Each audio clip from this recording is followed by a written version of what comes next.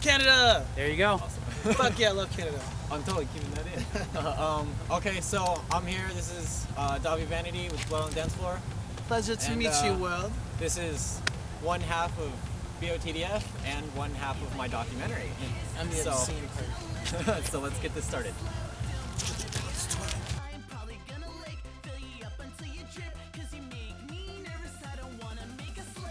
Blood on the Answer originally started with me. I had my little laptop and I just had my little notepad and I went on there and I started writing all kinds of crazy raps in there. And my goal was like, look, I'm gonna make music, I'm gonna get people's attention, I'm gonna push people's buttons, and I'm not gonna give a fuck. And that was my biggest inspiration, was being glorified with the whole don't give a fuck attitude, and to make our fans happy and be dedicated to the fans. I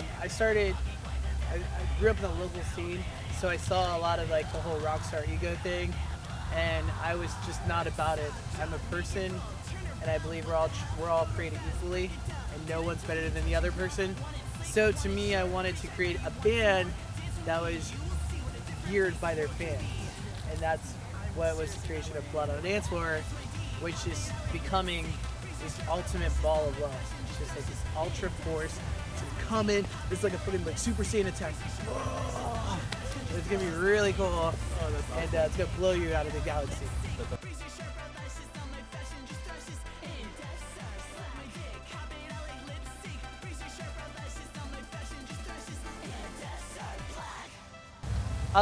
It began with my whole aesthetics of vanity and my whole personality of glamour, this whole like party monster lifestyle kind of a thing. And to me, that was, the whole club kid life, because when I was in my early 20s, I was one of those club kids, you know what I mean? Like, I wasn't as crazy, I wasn't doing coke off people's asses, but, I was getting drunk and pretty much, having some pretty promiscuous sex. So I had a fun club days. Shh! What stays in the club stays in the club. Or what happens in the club stays in the club, excuse me.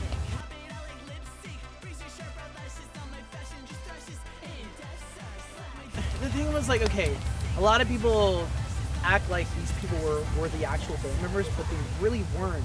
It was all my little world. It was like Dobby's world. I was the one with the imaginations. I was the one creating these songs. They were just there for the ride. They kind of saw it as it got really popular, and they were helping me out. And at first they were like, yeah, I'm all about it, let's do it.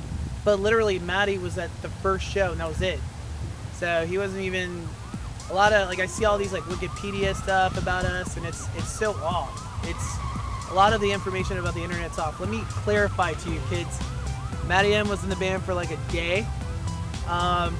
I pretty much wrote everything for Let's Start a Riot and It's Hard to Be a Diamond in a Ransom World, Ice Cream EP, and the OMFG sneak peek. So your video is going to have that exclusive. But awesome. That is, yeah, I mean, because all the songs were pretty much created on my laptop. I wrote them all. I wrote them all on guitar first, and then that's what became I'm a Monster, Let's Start a Riot, Money and Hose, all those songs. Hi, I'm Danger.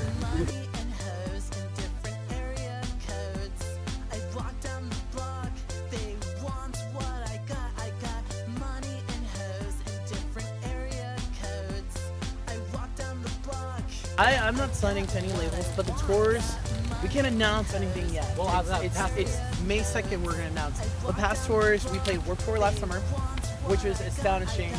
To go from a band that's not signed to a record label, no record label help, all independent artists, not even like signed to an indie label, to go from, playing venues that had 300 to 600 kids to 3,000 to 4,000 on Warped Tour was insane. It was amazing, but it was a blessing, and I'm really grateful for it, because I give myself to music every single day. I'll sit there for hours writing songs or replying back to fans on social networks, and I'm just there for them because they're there for me. And what they give, I receive, but what I receive, I give right back.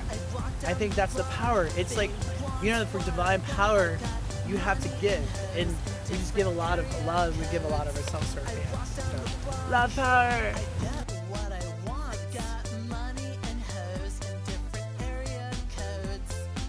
Yeah. Okay. So we got Evolution releasing. I just started an EP. I haven't developed any names on it yet.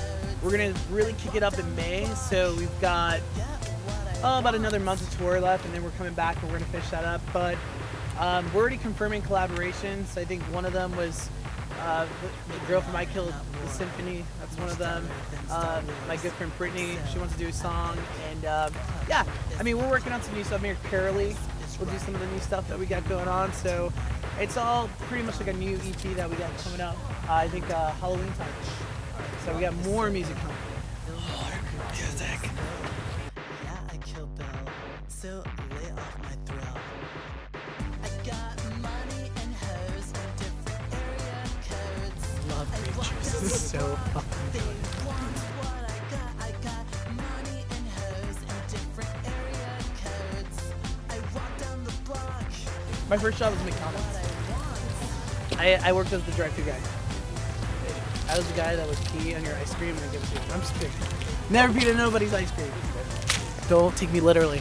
No, I worked there. I worked at Steak and Shake, and then I was like, basically, because I got the jobs to pay for my equipment, and I do my bands, and I play in local bands. Like my first local band, the 60-Volt Cadillac. That was the name of the band. And we were like these like Blink-182 like pop punk band. And then I started Red Stars Horizon, which is more like an alternative rock band.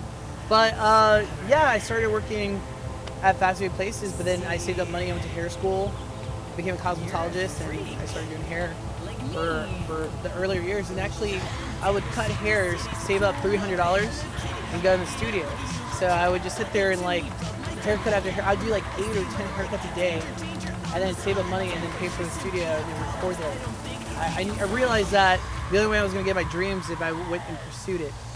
And I've had this dream of being a musician since I was like 15. So this is all I've ever wanted to do in life, and I'm doing it. And I would do anything to get to where I'm at right now. And my desire was that powerful. And it's just like nothing was going to stop me.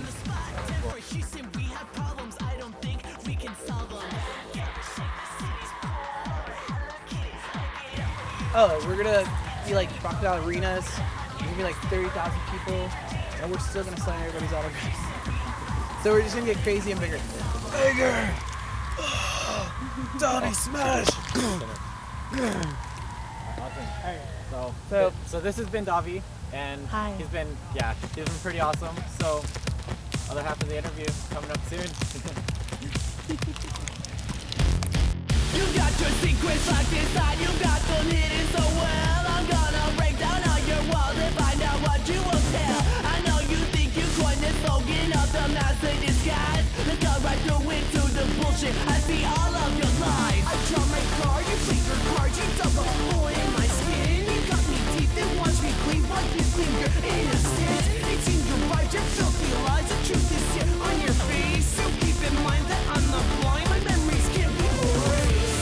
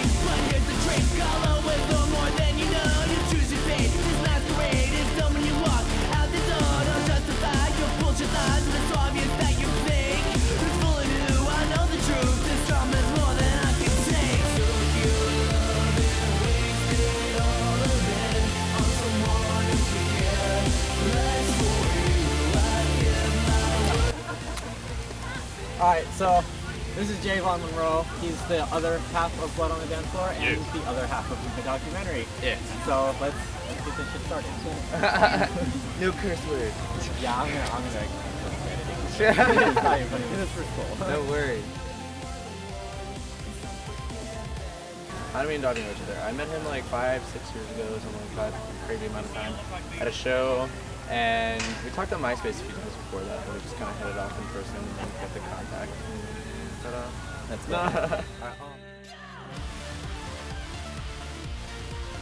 I'm not an a replacement. I'm an improvement. I just believe that it was just meant to do it. So that sounds good.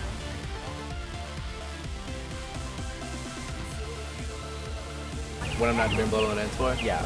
There isn't a living, breathing moment in my life when I'm not doing Blow on the Dance Floor. If I'm not on tour, it's like waking up every day, my life is Blow on the Dance Floor. Like, we're rehearsing, we're writing, we're recording, we're doing this, we're doing that. Like, everything that I do literally is for the band. Like, I wake up and it's like my job, 9 to 5 every day. It's like Blow on the Dance Floor. That's awesome.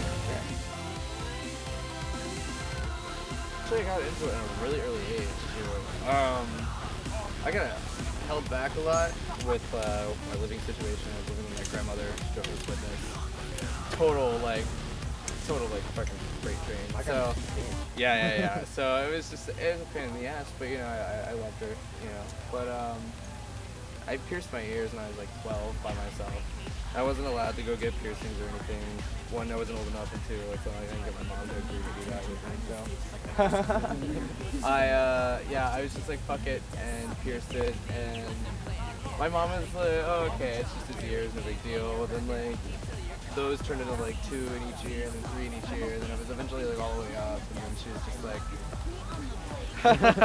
she was like, derp, what are you doing? And then I was about 14, I pierced my lips, and then I did snake bites, and then I got my web piercing, which I've had for like 6 years almost now. And then the bridge piercing came along like shortly after that, and then I haven't really had too many since. So I got them all when I was young, and just kind of right there. My first tattoo was a barcode on the back of my neck that I have covered now, so.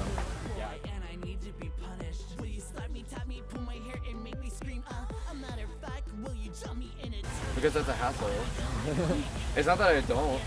It's just like for shows, when everyone sees me, it's like when I have my contacts in. And then like photo shoots for the band, I have my contacts in because it's part of Jay. Not part of me, not necessarily. Like everything that Jay does isn't necessarily like I agree with or anything, or everything that I like do or like say on the internet isn't like entirely what I believe. You know? Yeah. It's just like a projection image, and that's what it is. Yeah. So, Jay, well, Jeremy Jay, obviously, and then that was like started when I was like a kid. It was JJ when I was a kid, which I can't fucking stand when someone calls me that. And then the Von Monroe, Von's like more of a royalty thing, kind of like Dobby has like Vanity and Von and Monroe. Someone gave me that last name because they told me I was like the hardcore male version of Marilyn Monroe, and I was like, alright, live with that. Much scarier, but pretty. No, I just got through doing my signing. I'm just like in show mode, hanging out. I'll just think, and hopefully this thing won't bite me. Smoke some ganj things. This is awesome! It's like being drunk, but better. Right? Yeah, no, it's great. I enjoy it. Now it's like a medicinal thing for me. Helps me eat. I don't do that enough, apparently. We're all kind of skinny over here. Yeah. These guys were traveling now, man. I just don't have the appetite of a growing band. I'm like, I could eat like once a day. Yeah, I know. But like everyone's like, that's why you're so skinny. I'm like, but I don't feel any more hungry than anybody else. Right? It's like, I'm like, sorry. And like some people eat like 4 times a day.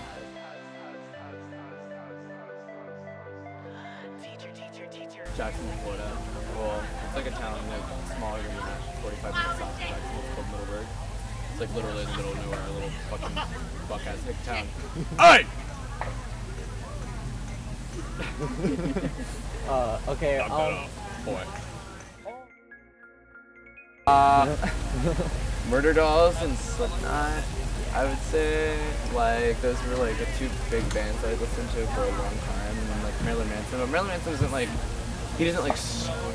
He just like projects, you know, and his voice is just amazing. I've been listening to him like all day. Yeah, no, I love Manson, but no, like I was like actual like really like doesn't even sound human kind of screaming. And I was like, okay, so I was like, I can do that, sure, why not? Fuck it. I just started doing it, and then I don't know, I just kind of like perfected my art, I guess, as I call it. Yeah. And then just figured out like what works and what doesn't, and like breathing correctly, and make sure nothing's damaged in there.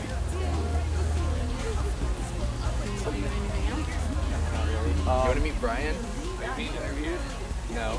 Well, yeah, yeah. We're having a kind of conversation on film. Yeah, we really are. Good, babe. Really? Yeah. This is our drummer. Hey, what's up? Dylan, nice to meet you. Angela, nice to meet you guys. This is our keyboarder. These are two very underestimated men. They're extremely talented drummers that stand before you.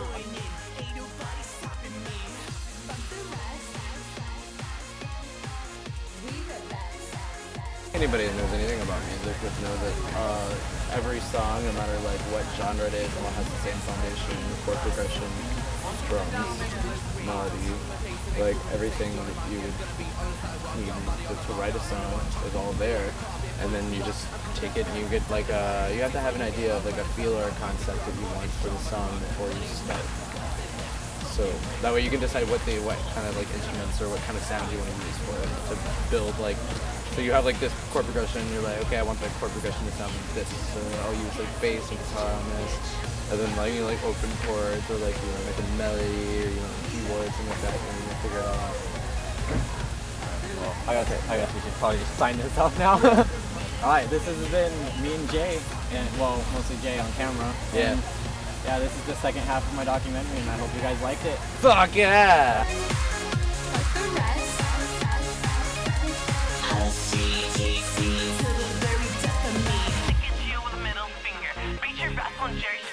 What the fuck you know about this? What the fuck can't handle me dick? I got myself a bleeding text. Got your girlfriend on my dick and neck. Yes, all know about real deal like holy bell. Fuck you till you cannot feel. This is how we keep it real. I'm gonna Kanye Taylor surf your ass. Smoke you like in your bag of grass. I'm gonna bump up your face. Leave you with my sweet little teeth. I had to do the gaga rama rama ooh la la.